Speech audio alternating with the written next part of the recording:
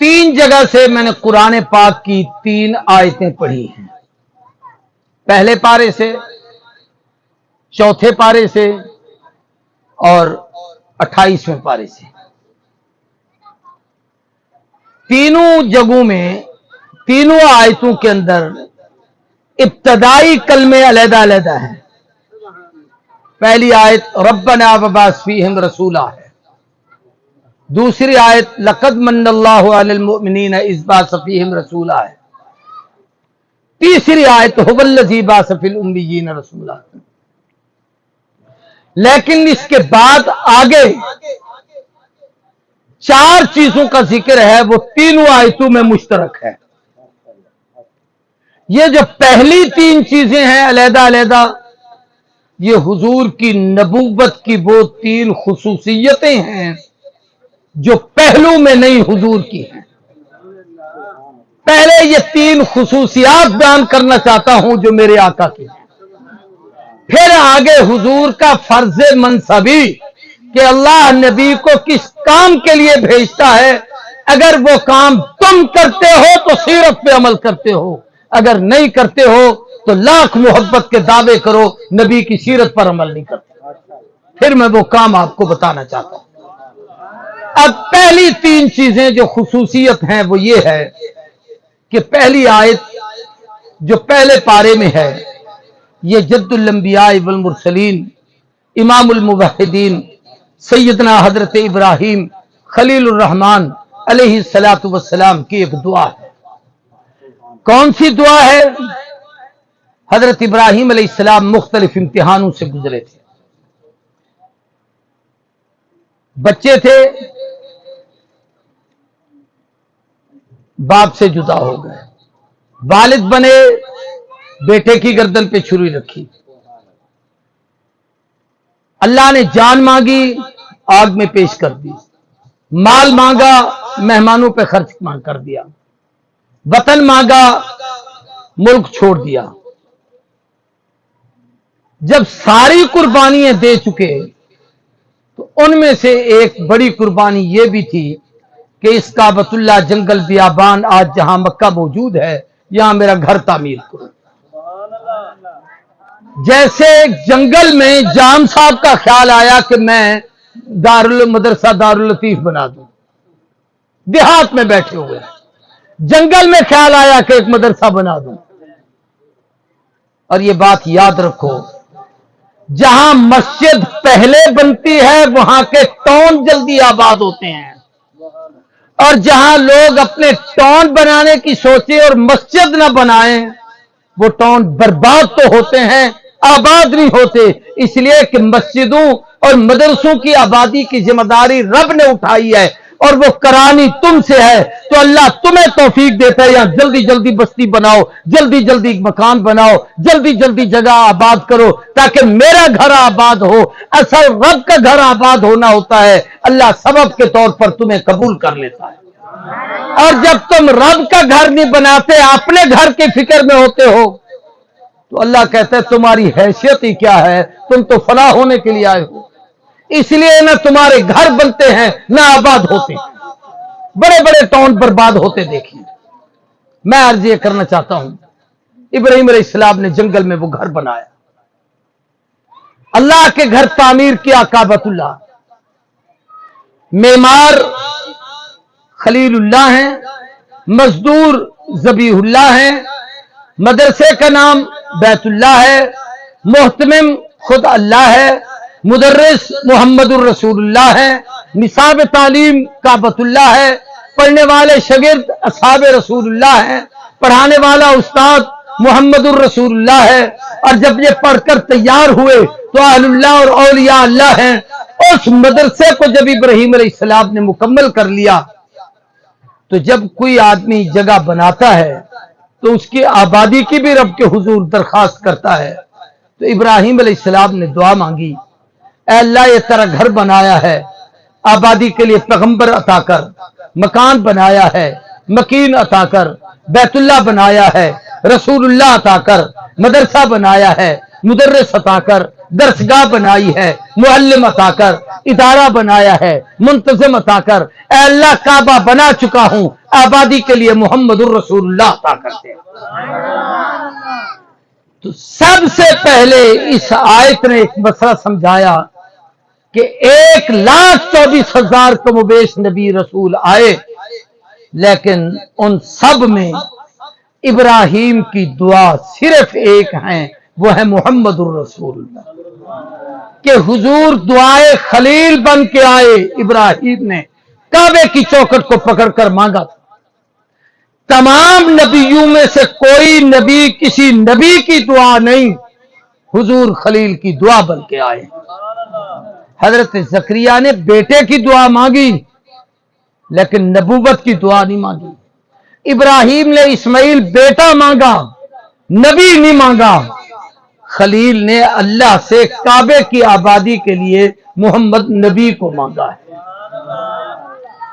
اس آیت میں حضور کی یہ خصوصیت بتائی گئی کہ حضور سب بن مانگے آئے ہیں، حضور کو اللہ سے مانگا گیا ہے۔ تو پہلی خوبی یہ اس آیت نے بتایا کہ حضور دعائے خلیل بن کے آئے۔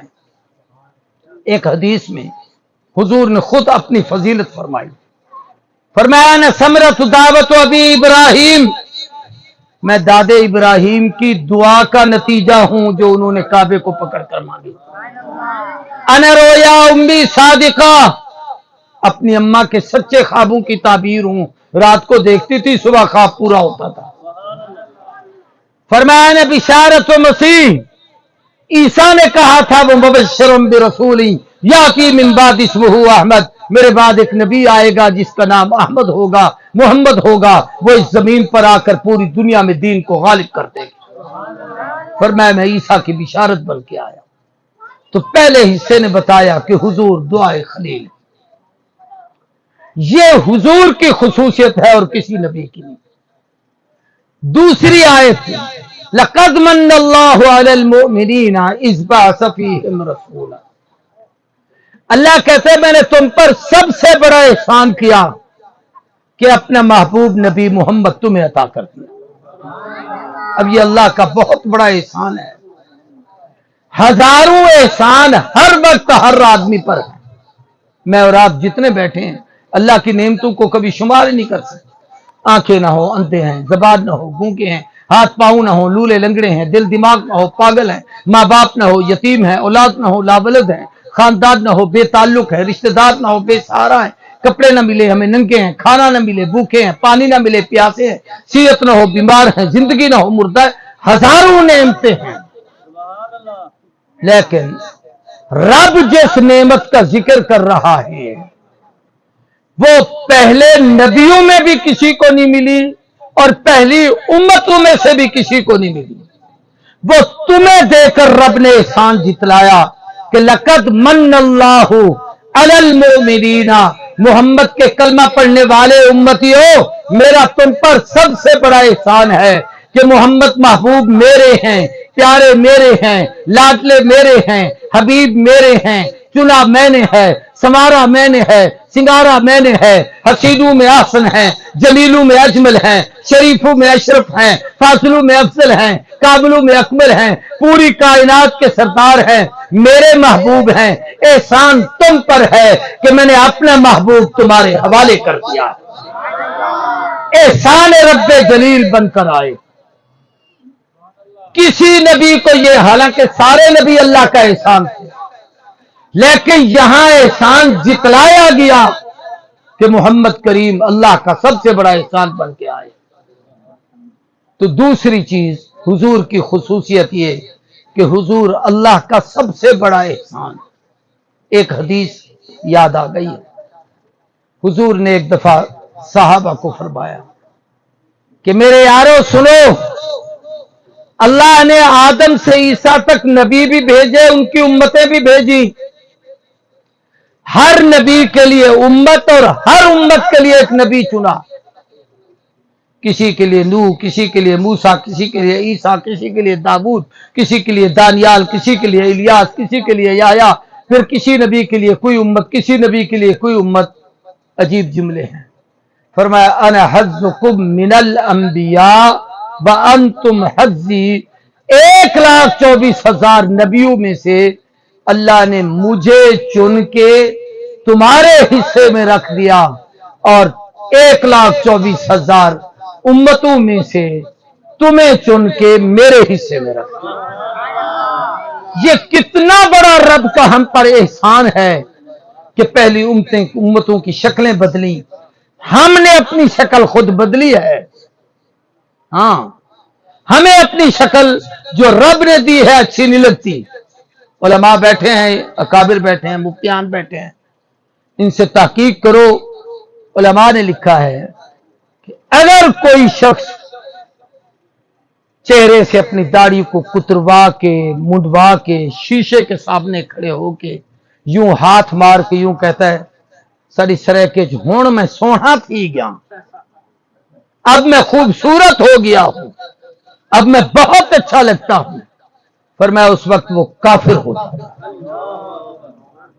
ایک نے منڈوائی ہے، گناہ سمجھا ہے، نہیں رکھتا، مجرم ہے، لیکن نبی کی شکل کو ختم کر کے یوں کہے اب میں خوبصورت ہوں، اس کا مطلب یہ ہے اس کو نبی کی شکل اچھی نہیں لگی، اس کو یہ یہودیوں اور عیسائیوں کی شکل اچھی لگی۔ کئی بے وقوف کہتے ہو جی داڑھی رکھوں شادی نہیں تھی دی، یہ سارے بغیر شادیوں کے بیٹھے ہیں، جتنے ان کے بچے ہیں تمہارے بھی نہیں ہوں گے۔ جی ہاں، میرے ترائے پوترے ترئی دے شادیں ترئی دے 4-4 5-5 بال ہے، اللہ جتنا دھیری دیتے سارے دے اللہ سے پوترے دیتے سارے کو دھیری دیتا بھئی یہ نظام اس کے ہاتھ میں ہے، نبی کی سنت کا مذاق اڑاتے ہو۔ تو میں عرض کر رہا ہوں کہ اللہ نے بہت بڑا احسان کیا کہ ہمیں حضور کا امتی بنایا۔ ان میں اور اس امت میں یہ فرق ہے کہ قیامت کے دن اس امت کا حساب سب سے پہلے ہوگا، سب سے پہلے حضور اس امت کی سفارش کریں گے۔ یہی امت ہوگی جس کے عیبوں پر پردے ڈالے جائیں گے، یہی امت ہوگی جس کے گناہوں کو چھپایا جائے گا۔ ہم گناہ کر کے لوگوں کو کہتے ہیں رات وال فلاں نے گاٹا مروڑ دیتے، کل فلاں کے گھر ہم گھسے ہیں اتنا مال لوٹ لیا ہے، فلاں کی بیٹی کو نکال لیا ہے، گناہ کر کے خود اپنے بکواس کر کے اپنے گناہ ظاہر کرتے ہو۔ اللہ محمد کریم کی رحمت کے صدقے ہمارے گناہوں پہ اے پردے ڈال دیتے۔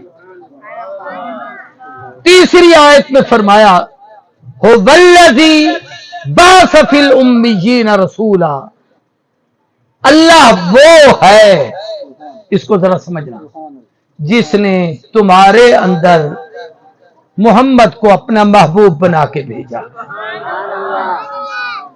میں حافظ نہیں ہوں، وہ بچہ تو حافظ تھا، آپ کو سوالوں کے جواب دے رہا تھا۔ یہ سورہ جمعہ ہے، اس کی یہ دوسری آیت ہے۔ اسی 28ویں پارے کا سوال کیا تھا ہمارے حاج صاحب، تو سورہ حشر کا، یہ اسی سورہ جمعہ کی دوسری آیت۔ اس سے پہلی آیت میں اللہ کا تعارف ہے، دوسرے میں حضور کی رسالت کا تعارف ہے۔ پہلی آیت ہے یسبح للہ ما فی السماوات وما فی الارض المالک القدوس العزیز الحکیم۔ اس رب کی تسبیح بیان کرو جو زمین و آسمان کا مالک ہے، اور وہ المالک بادشاہ ہے، القدوس پاک ہے ہر قسم کے نقص اور عیب سے، العزیز بڑا غلبے والا ہے، الحکیم اس کا کوئی کام حکمت سے خالی نہیں۔ اللہ کے تعارف کے لیے اس سے بہتر جملے اور کوئی نہیں۔ ہر آدمی سمجھتا ہے کہ اللہ غالب ہے، ہر آدمی سمجھتا ہے کہ اللہ حکیم ہے، ہر آدمی سمجھتا ہے کہ اللہ بادشاہ ہے، ہر آدمی سمجھتا ہے کہ اللہ قدوس ہے، لیکن یہ کہہ کے آگے رب نے کہا هو الذی بعث فی الامیین رسولا۔ اگر تھوڑی سی توجہ کرو تو یہ بات سمجھانا چاہتا ہوں، اس کو سمجھیں۔ اللہ کہتا ہے مجھے مالک سمجھ کر بھی میں تمہیں سمجھ نہیں آیا کہ میں کیسا بادشاہ ہوں، میں پاک ہوں تمہیں سمجھ نہیں آیا، میں غالب ہوں تمہیں سمجھ نہیں آیا، میں حکیم ہوں پھر بھی تم مجھے نہیں سمجھ سکے۔ پوری توجہ کرنا، ساری صفتیں، یہ سورہ حشر میں ساری صفتیں ہی ہیں، آخر میں ان کے اندر بھی یہی الفاظ ہیں، الملک القدوس السلام المؤمن المہیمن العزیز الجبار المتکبر۔ یہ ساری صفتیں پڑھ کر بھی اللہ کہتا ہے میں تمہیں سمجھ نہیں آیا، تو اب میں اپنے آپ کو رب سمجھانے کے لیے تمہیں ایک دلیل دیتا ہوں، اس کو سمجھ کے تو مجھ کو سمجھو کہ میں کون ہوں۔ اے اللہ وہ کیا دلیل ہے، توجہ کرو۔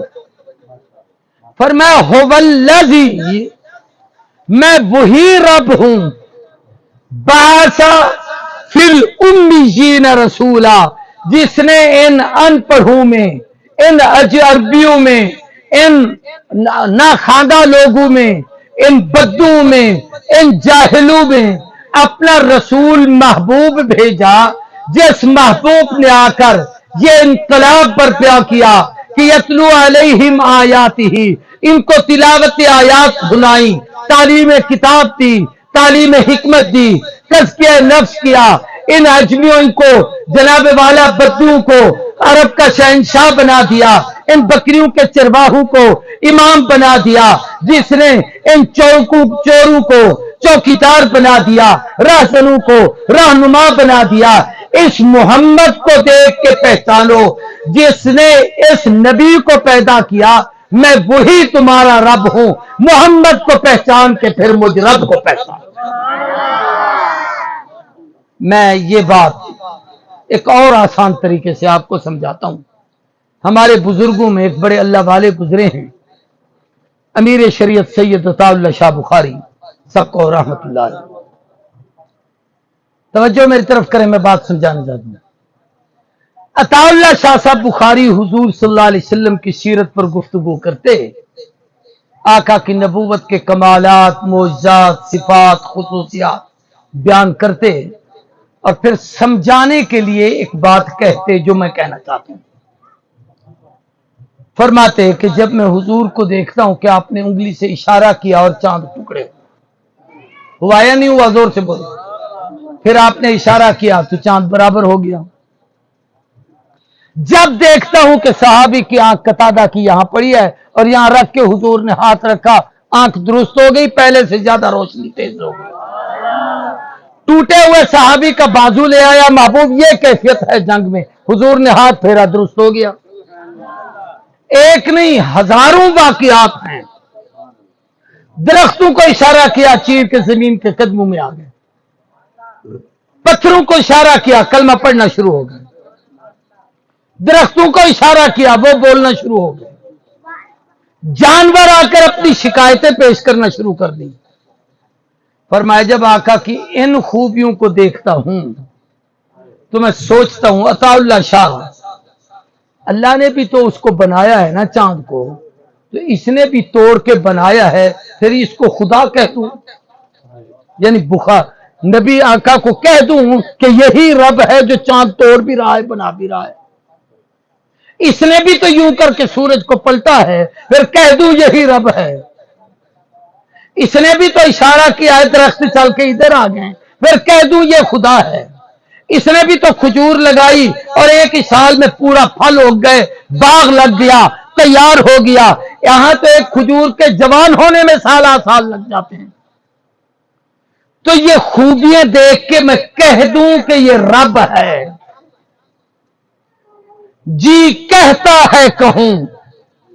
ہم بھی ایسے ہی کرتے ہیں، کسی بزرگ کو، کسی ولی کو، کسی نیک کو کوئی بات تھوڑی سی دیکھ لی، بس حضرت سے حضرت نے جو چکر نے دے اشارے دی دے رہے با خدا دی بلا واپس ملے نہیں کہنے، یعنی رب کوئی حضرت کا خدا نہ خاصتا پابند کر دیتی۔ تو بخاری کہتا تھا میں جب یہ دیکھتا ہوں تو پھر کہتا ہوں میں اس محبوب کو رب کہہ کے جھک نہ جاؤں، اس کو سجدہ نہ کروں، اس کو اپنا معبود نہ کہوں۔ لیکن پھر جب اس محبوب کو دیکھتا ہوں جو حسینوں میں احسن ہے، جو جمیلوں میں اجمل ہے، جو شریفوں میں اشرف ہے، جو فاضلوں میں افضل ہے، جو کائنات کا سردار ہے، جو محبوب خدا ہے، جو اشرف الانبیاء ہے، جو سید الانبیاء ہے، جو خاتم الانبیاء ہے، جو امام الانبیاء ہے، جو رب کا محبوب ہے، جب اس کو دیکھتا ہوں کہ یہ کسی کے دروازے پہ جاتا ہے، پھر وہاں پر کھڑے ہو کے کہتا ہے اللہ اکبر، تو اکبر ہے، میں اصغر ہوں، تو اعلیٰ ہے، میں ادنا ہوں، تو زبردست ہے، میں زیر دست ہوں، تو بااختیار ہے، میں بے اختیار ہوں، تو طاقت والا ہے، میں تیرا بے اللہ بندہ ہوں اور غلام ہوں۔ پھر کہتے سبحانہ کا، پاک تو ہے، بحمد کا، تعریف تیری ہے، بتبارک اسم کا، برکت والا نام تیرا ہے، بتعال جدوں کا، بزرگی تجھ کو زیب دیتی ہے، بلا الہ غیرک، تیرے سوا کوئی معبود نہیں۔ پھر اس میں محبوب کو دیکھتا ہوں، یہ رکوع کرتا ہے، پھر اس محبوب کو دیکھتا ہوں، سر سجدے میں ڈال کے کہتا ہے سبحان ربی اللہ، تو سب سے اعلیٰ ہے، تو سب سے بالا ہے، تو سب سے بلند و برتر ہے۔ پھر یہ کہہ رہا ہوتا ہے اللہم لا احصی ثناء علیک کما اثنیت علی نفسک، اللہ میں ساری زندگی تیری تعریف کروں، حق نہیں ادا ہو سکتا جیسی اپنی تعریف تو نے خود تو نے کی ہے۔ اللہ انی عبدک و ابن عبدک و ابن امتک و ناصیتی بیدک، تو میرا رب ہے، میں تیرا بندہ ہوں، ابن عبد کا، تیرے بندے عبداللہ کا بیٹا ہوں، ابن عامت کا، تیری بادی آمنہ کا لال ہوں، ناصیتی بیدے کا، میں اپنے آپ کا مالک نہیں، میری پیشانی تیرے قبضہ قدرت میں ہے، جدھر چاہے ادھر پھیر دے۔ جب اس محبوب کو یوں جھکتے دیکھتا ہوں پھر کہتا ہوں بخاری رب یہ نہیں، رب وہ ہے جس کے آگے محمد بھی جھکا۔ اللہ کے اللہ ہونے کی سب سے بڑی دلیل محمد کا وجود ہے۔ وَالَّذِي بَعَثَ فِي الْأُمِّيِّينَ رَسُولًا۔ تفصیل کا ٹائم نہیں، میں بات کو سمیٹتا ہوں، بہت وقت گزر گیا ہے۔ اللہ اکبر، تو گھنٹہ ہو گیا، میں نے تقریر نہیں شروع کی، وہ تقریر 4 چیزیں ابھی بتانی ہیں آپ کو۔ تو 3 چیزیں آپ کو بتائیں، حضور دعائے خلیل بن کے آئے، احسان رب جلیل بن کے آئے، اللہ کے وجود کی دلیل بن کے آئے۔ سارے یہ لفظ میرے ساتھ بولو، دعائے خلیل بن کے آئے، احسان رب جلیل بن کے آئے، اللہ کے وجود کی دلیل بن کے آئے۔ مولانا شہزاد کا امتحان ہوگا کہ آئندہ جب آؤں تو اس تقریر کو 10-12 سطروں میں سمیٹ کر حضور کا یہ مقام نبوت کہ دعائے خلیل، احسان رب جلیل، اللہ کے وجود کی دلیل کسی بچے کو یاد کر کے مجھے سنوا دیں گے تو یہ میری آخرت کی نجات کا ذریعہ بنے گا انشاءاللہ۔ اب یہ ایسا محبوب آیا کیا کرنے؟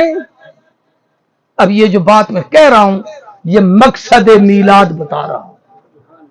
اگر یہ کام نہ ہوتا حضور نہ آتے، اللہ نہ بھیجتا، یہ جتنی ہم نے اپنے تصور میں چیزیں بٹھائی ہوئی ہوتی ہیں اور لوگوں کو سمجھانے کے لیے کہتے ہیں آقا نہ آتے، زمین نہ ہوتی، چاند نہ ہوتا، سورج نہ ہوتا، ستارے نہ ہوتے، سیارے نہ ہوتے، عرش کرسی لوح قلم کچھ نہ ہوتا، میں کہتا ہوں کچھ نہ ہوتا۔